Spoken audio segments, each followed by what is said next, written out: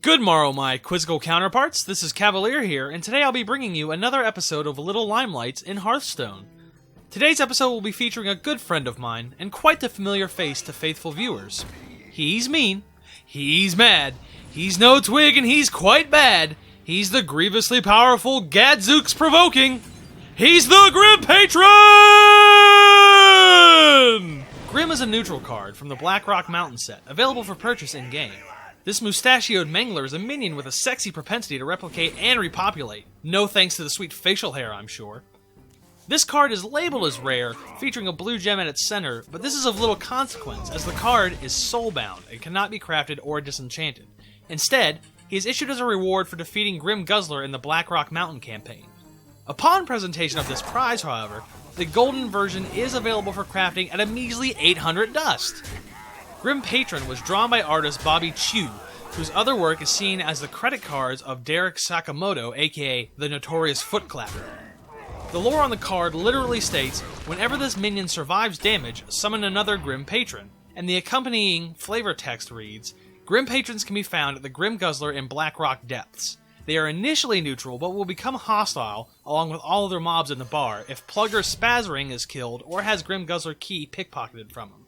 Just to really grind in that Grim may be a bit of a bad boy brawler, since making him a Dark Iron Clan dwarf wasn't quite enough, his sound cues declare, "A fight! Count me in! Everyone get in here!" and "Heh heh, pile on!" when he is summoned, triggered, and attacking, respectively. All that power comes at a cost of only 5 mana, and potentially produces a wave of 3 attack monsters with between 1 and 3 health, accounting for damage taken to replicate. It should be made evident by now that the function of this card is to swarm the board and garner a serious board control around the mid-game. While not a particularly strong character on his own, it is this ability that allows Grim to bust skull after feeble skull. Now, it isn't really my intention to dictate how to play this game that you've now probably paid money for, courtesy of Grim, but in this case I am going to recommend a very specific build to follow as closely as possible. A sweet little ditty made by one Senfglas, which attained for them a #1 legend ranking in the April season of 2015. A link will be provided in the description. If you've been playing a little while, you are likely to have a majority of the cards already just lying around, but even if you don't, the entire deck costs a mere 760 dust.